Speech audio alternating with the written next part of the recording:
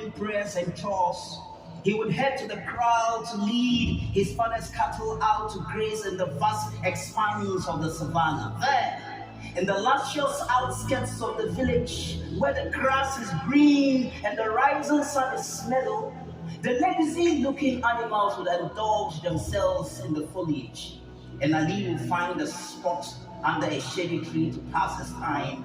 And it is here that all the magic happens. Ali was a boy in a faraway village with not many people. His father had several sons who couldn't all go to school at the same time. So when one son was at school, another was at home taking care of Ali, the cattle. But for Ali, it never mattered, because he carried his food wherever he went. Sitting under that shade as his cattle grazes gracefully at a distance, he would pick out a book. He loved to read, to travel through time and place and see and feel and touch a world different from his own. He stood on the desert sands and watched as the pyramids rose to defy the skyline and proclaim the glory of the pharaohs. He stood in the Senate as Cicero proclaimed the might of an empire and its legions embarked upon a quest for conquest. He traveled with Buddha throughout India. He heard the call of Confucius in China.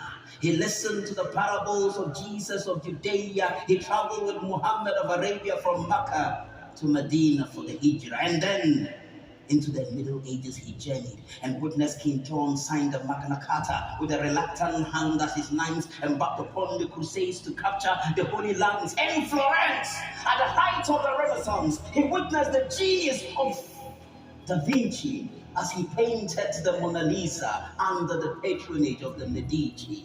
Onto the door of Wittenberg, he stood as Martin Luther nailed his 95 Theses in Britannia. On stage at the Globe Theatre, he saw the works of Master Shakespeare come alive. All the world is a stage, and all the men and women really players. And then on he read and went into Africa, into the ancient cities of Kush and Aksum, into the gold-rich empires of Ghana, Mali, Songaya, into the ivory cities of Mogadishu, Mombasa, Zanzibar, into the stone walls of Great Zimbabwe, back in Timbuktu. He had the griots called the glory of Mansa Musa.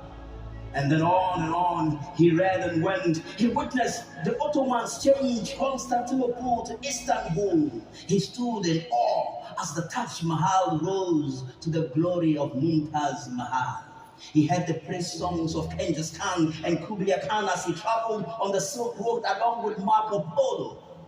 But that was before the Ming Empress drove away the Mongols and made the Great Walls of China even greater. In Japan's bustling city of Kyoto, he saw the samurais with their two blades, the geishas with their alluring gaze as the actors in their kimonos dance the kabuki under the watchful eyes of the shoguns. And then he sailed with Columbus into the Amazons of the Azteca and the Inca before the conquistadores of Cortes and Pizarro. He witnessed the dawn of European exploration as Captain Bartolome Diaz landed on the Cape of Good Hope. Along the banks of the Atlantic in West Africa, he saw the captured men and women out through the dungeons, through the door of no return, into the hungry ships waiting to sail to the unforgiving world. On, he read and went into the Industrial Revolution. He sat in the first passenger train from Stockholm to Darlington, into the age of information technology. He witnessed Alexander Graham Bell make the first telephone call. On, he read and went.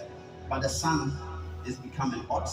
The animals are becoming restless. And so he must lead his cattle back home. On his way, his mind will again play over all the stories he had read. It fed up his imagination. He wanted to know more, to read more, because he knew that someday he would travel beyond his cattle trail. Someday, somewhere, sometime. When another young person, generations from today, sits to read about the history of the world, what will be said about us? What will be recorded in the pages of history about our response to the greatest challenge of our time? Will it say that as our planet was healing and ice belts melting and oceans rising and forests burning, all we did was talking and more talking until we thrust our world into Armageddon? Or will it say we put our differences and personal interests aside, that we came together all over the world, from different continents, different nations, different histories, different ethnicities, that we banded together as one human family and took bold steps to reverse the tide to deliver a sustainable future. That is the choice we have to make. In what direction we seek to go. And each one of us here today and beyond has the power to join hands and join passions within this human nest to impact our future. And so I welcome all of you to join your hands. Rub your hands, feel the energy of the world, rub your hands, and now rain it, rain it, rain it, rain it, and thunder! We did it for the last time. Rub your hands, feel the energy of the human spirit. Rain it, and thunder! Thunder! Thank you very much. Welcome to Impactless Experience.